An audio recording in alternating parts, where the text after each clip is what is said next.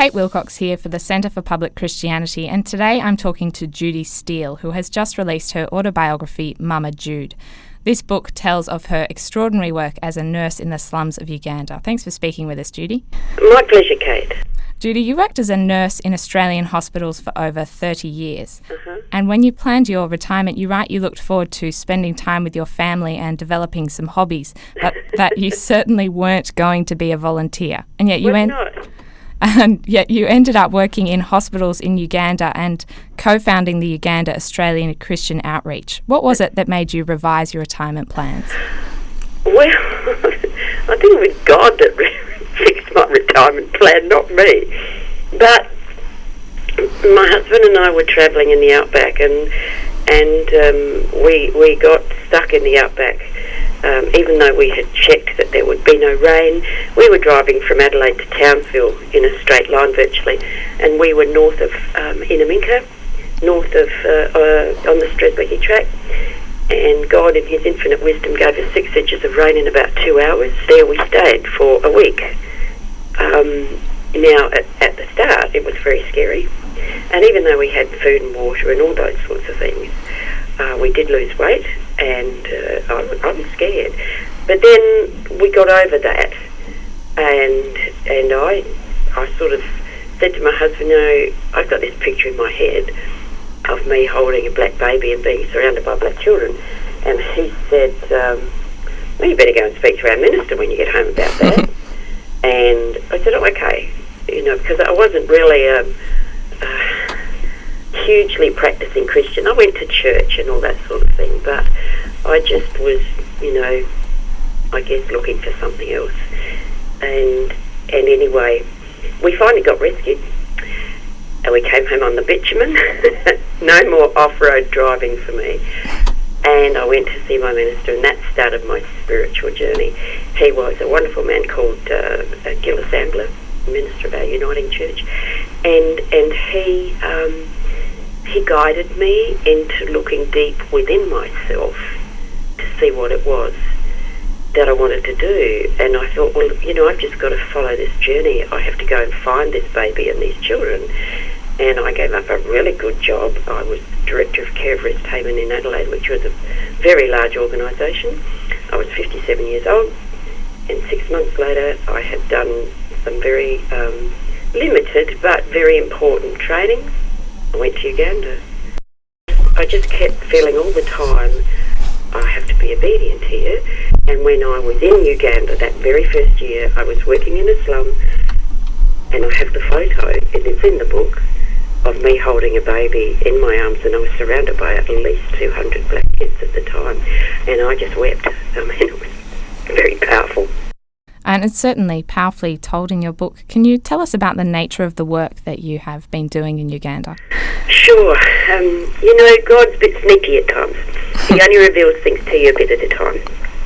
And that's very good, because I would have said right at the start, I can't do this. This is too big. You go and someone else that's got more skills than I have. But when I look back over my life, God was actually training me every year of my professional career to do things and to be able to do what I do now in Uganda. So I went out there and I just worked in the slums in a clinic, taking care of people, working alongside Ugandans.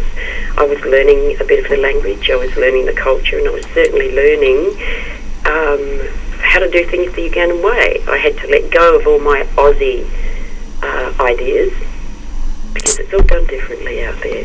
And while I was there, I met this beautiful doctor, Ugandan doctor, Edward Sambatia, and he suggested that I come and visit him in his little hospital, which was 8 beds, 24-hour facility. Simple, basic, really first aid stuff. And so I went between the two slums.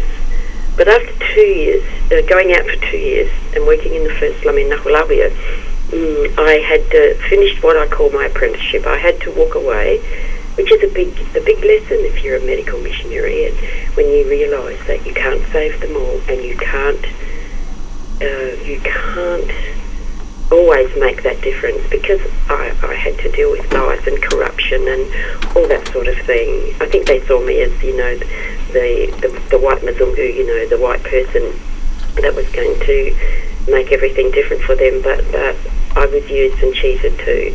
And although I still visit the woman that I worked with out there and I love her, I had to walk away from it. And Edward said, why don't you come and work with me, which I did. And so slowly, you know, we developed this beautiful relationship. I'm really his sister. His wife is my sister. And I'm grandmother to all their kids, sort of thing. And slowly we thought, we need to develop this community care here. I came home from that second trip to find that rest haven. My employer was offering me some equipment. During this time, Edward was building a new hospital right next to his old one. It was 30 beds. But, you know, my minister, Reverend Gillis Ambler, he called him the Noah of Nadja and Kumbi because he was following God's call, but he didn't know how he was going to ever equip this hospital. Mm-hmm. But he built it. He had the shell. And I came along and said, well, look, I'm going to bring out a container, and I've got enough equipment to completely equip your hospital. And 7:30 Report in Adelaide picked up that story. It went round Australia, and people donated some money, which enabled me to get it out there because I didn't have enough. And we had enough left over to finish building the hospital. Because the shell was there, but it didn't have plumbing or fly screens or electricity or a generator and all those things. Now, some of those stories in the book are pretty confronting. What were the hardest things that you encountered during your time in Uganda? That's a good question. Even now, I find abuse confronting, and that starts from the time a child is born till the day they die. I am totally challenged when I see tiny children being sat in the mud to beg, and the father or the mother is standing off some distance and watching, and I just want to pick those babies up and run with them, but I can't change that. And quite often I might be in a bus going by, so I just have to pray about that because it breaks my heart. Another time I will go and I will see an older person, particularly an older woman who is being abused, who's not being taken care of, and I sometimes have to do what I call my Jesus in the temple thing, when he turned over the tables of the money changers, and I have to, I call it my righteous anger, and I have to do something to change that, and that usually involves sitting down with the village leaders, talking with my friend Dr. Edward, and he says to me quite often, he has a laugh, he says, I knew you'd be mad about this. And so we have to do something that will change that. We can't perform miracles, but we can change people's quality of life. And that might just mean somebody has been sleeping on cardboard because they're a paraplegic and they can't climb up into a bed if they had one.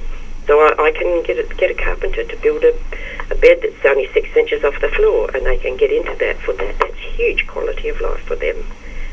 Yeah, I have indelible memories of things like this. They'll be with me till the day I die. When looking at a country like Uganda and when reading the book, it can be easy to get overwhelmed by the suffering there. But you say in your book that Uganda showed you the heights and depths of humanity. Mm-hmm. Can you tell us about some of the heights of humanity that you're able to witness? They give me far more than I have ever given them. You know, they love absolutely unconditionally, and they love Jesus. You see, they'll come up to me and they say, "Are you saved?" I can be walking up the street in Kampala and someone say, "Are you saved?" And I have great delight in telling them I am. But you know, they have been through dreadful times with Idi Amin and Djibouti, and all they had was Jesus. And that's what they have taught me, you know. Some of my friends say to me, "Oh, would you pray for such and such? You've got a direct line to God." I say, come on, we've all got a direct line to God. You just have to expect him to answer. You know, because that's one of the things they've taught me. God answers all your prayers. And they just love. And they've taught, I mean, I am a very sort of tactile, loving person, and it's just, I'm just an extension of their families now. I've got thousands of little black grandchildren out there, and I think there's a lot of little Judys running around out there. You know, I spoke to a friend of mine one day. Her name is Jane. Her husband was murdered in Tanzania, and she didn't find out he was dead for 6 months. And she had 3 kids, and one of them was only 6 months old. And I said to her, Jane, how do you manage? You know, she can't send her children to school. I said, how do you feed your children? And she just looked at me and smiled, and she said, I just trust God. And I thought, there's another lesson for Judy, you know, the simple, wonderful spirituality of Africa. That's wonderful. Now, perhaps on a bit of a lighter note, but apart from family and friends, what was it that you missed most about Australia? I miss talking to my kids. My kids live around the world, but, you know, out there I can't afford to ring out. I mean, it's just too expensive. But, you know, we do have emails now, and that's superb. You know, somebody gave me a laptop, and that is just wonderful. I have total frustration with the electricity and the internet cafes where I have to go to send them, but, you know, that's all right. At least once a week I can email home to my husband and my kids. I miss simple things like meat, lamb, because out there if you go to the butcher, which is just like a roadside stall, the meat comes in at daybreak, and that's a good time to buy it, because there's no such thing as like a kilo of rump. They just start at one end of the beef and you get a kilo of meat. So everything needs to be boiled, you know, for a few hours to make sure everything's clean. Fruit and veggies out there are fantastic because it's all tropical, and I live on pineapples and avocados and bananas and things like that. It's fantastic. I miss cheese because I can't afford to buy it out there. It's all imported and it's just too dear. I take a kilogram in my suitcase when I leave, but it doesn't last for a couple of months, obviously. I take my Vegemite, and anyone that comes out has to BYO Vegemite. And if they bring Tim Tams, that's a good idea. So, you know, you have to lighten up. When I'm working at the hospital, Edward's wife Rose, she feeds me every day. So I don't need like a big supper at night and things like that. So, what else is the lighten up thing? I'm trying to think. I think the joy, the infectious laughter. I'll tell you something, going to church in Uganda is the most wonderful experience. I mean, I've learnt now to get there about 20 minutes early, because by then there's about 500 people waiting out the front for the next service, and I've learnt how to wriggle through to the front and get near the door when it opens, because when it opens you've got to just about run into church to get a seat. I've got it down to a fine art. What I don't like doing is not being able to get inside the church, and you have to go to the overflow and watch it on TV. And for me, I need to be inside the church. You know, that's where I feel the power of God and the Holy Spirit most. Now, just one final question. Your book offers no overt call to action at the end, no preacher's altar call, if you like, asking people to come to Uganda. Is that the aim of the book, to get more people involved in charitable work? Or, in your mind, what would be the ideal outcome of someone reading your book? The ideal outcome is that I raise enough money to build an operating theatre. If you think back to the story of giving someone a fish or giving someone a fishing rod, okay, if you give them the fish, they only eat for a day. If you give them the fishing rod, they eat for life. We have always focused on self-sufficiency and not handouts, because this organisation is very big now, and we have many different facets to the clinic. It's not just a medical clinic. It's a literacy class, small loan scheme, HIV/AIDS support group, a walk-in clinic into the slums.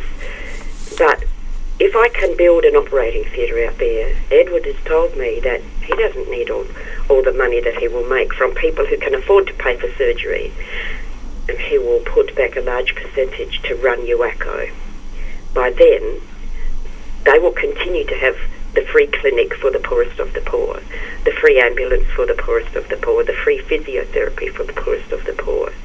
And we will be able to withdraw and say, this is your fishing rod. This is how you will now manage it yourself. I have, don't misunderstand me, I have Aussies coming out with me for the last 2 trips, and I have 6 or 7 organised for next year, but that's as many as I can cope with. You know, I have to be the team leader, and that's full time for me. Well, Judy, thanks so much for talking with us today. It's been my absolute pleasure. Thanks, Kate.